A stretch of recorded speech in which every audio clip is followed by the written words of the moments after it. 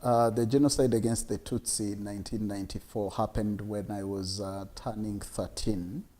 And by the time we came back in Rwanda, I was 16, 17, because it was early January 1997 that we came back to Rwanda. So being 13 during the genocide, so I knew what was happening. I knew that people are being killed. I knew who was being killed. I could hear it on the radio. I have learned a few things at school. So I wasn't like ignorant of what was happening.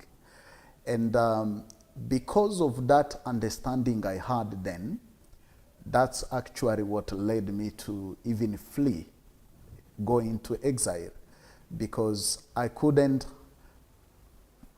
imagine that the RPF would come back, stop the genocide, and find many of their relatives have been killed, and then not take revenge. So because of what I have heard, I come from Cyangugu towards the end of the genocide in I think May, June, because of the French army that was controlling parts of Cyangugu and Kibuye and parts of Gikongoro. We went back to school, and I got to witness many people I knew near my high school in Kibogora that had been killed. So I couldn't imagine that people would come and find that many people slaughtered by their neighbors and not take revenge. That's how we went into exile. Actually, we left as kids, we left our parents behind just because of that fear of retaliation. So when we came back, we didn't come back because we have understood everything is okay. There was a war in Congo. We went into the forests, and after 3 months in the forest, we realized we couldn't run anywhere else except staying in the forest, hiding in there, or we could come back to Rwanda. So we came back to Rwanda because we thought if we stay in exile, we die. If we come to Rwanda, we die. Let's just go to Rwanda and die in Rwanda anyway, because we still had that mentality: if you come back, you will be killed just because of taking revenge, because of retaliation. So when I came back, it was in 1997 in January. Actually, I think by March, I was back in school. And when I went back to school, I still had that fear. Maybe something is going to happen. Maybe something is going to happen to me. Then I continued to live that life. And actually, I got saved during that period. But still, that fear, that suspicion mixed with, I would say, with shame of feeling like, oh, my people have really done something wrong. They have committed a genocide. They have killed people. I carried all of that. So it's something that really I worked with throughout my 5th year in high school, my 6th, in the last year of high school. I even joined the university with the same mentality. So part of meeting with Antoine was, here is a man who is outspoken, who speaks about him being a genocide survivor, having lost his dad at 5 years old, and yet he notices me. And because one of the challenges I had, I thought that anybody who looks at me thinks I'm a Hutu, or I belong to a Hutu family. So I thought, how can he even notice somebody like me? I'm nobody. I'm even from the wrong side, if you would call it, and he knows. Then later, when I opened up to him and told him my story, I thought he's going to turn away and stop relating with me. actually it drew him even closer to me.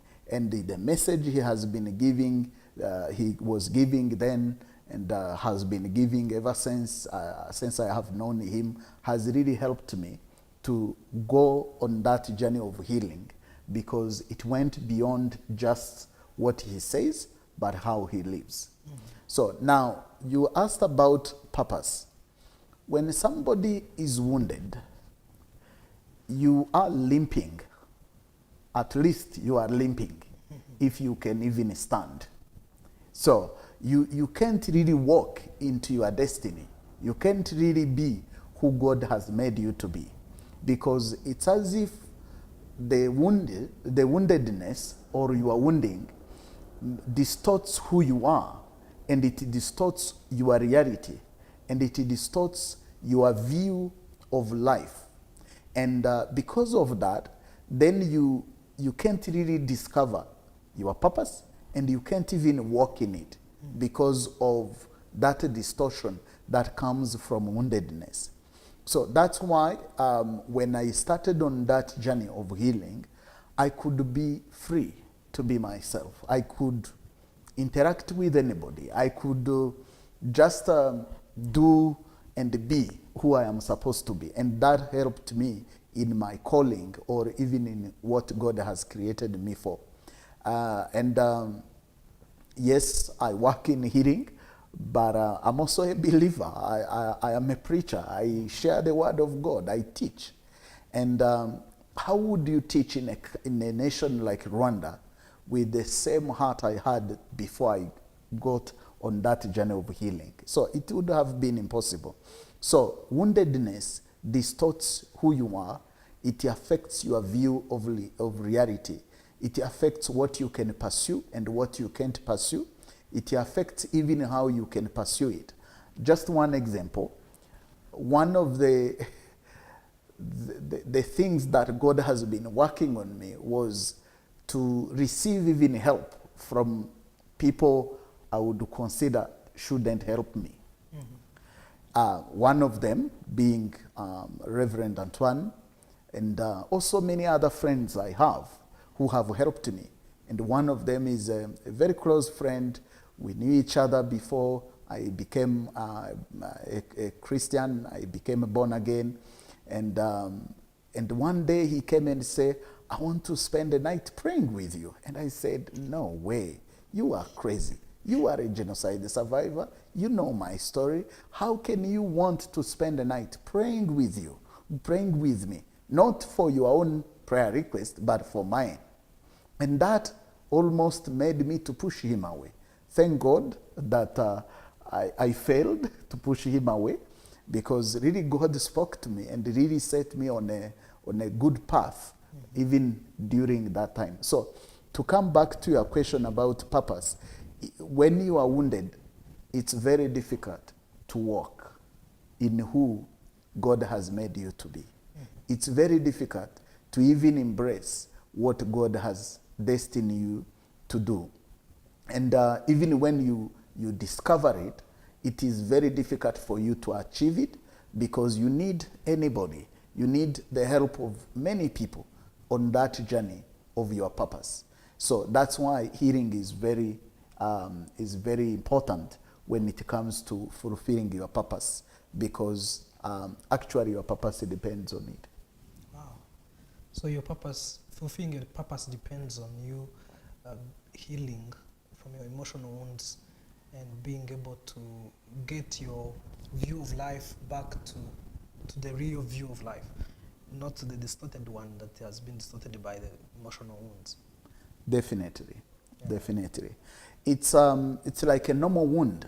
If you have you have an injury on your leg, and you are destined to be a footballer, we hear it every day that so and so, even though he's very good in his own team, he can't play because he's injured. Mm-hmm. So he has to take time to heal before going back into playing. So it's the same with life. So we can't just say, I will play with my injury, because you will make it worse. So it's the same with our purpose, and even with whatever we want to achieve in life. If we are limping, we can't really run. We may limp and try to walk wobbly, but we will not be able to run the race that is set before us. That's why I say, really, fulfilling your purpose, your healing depends on it.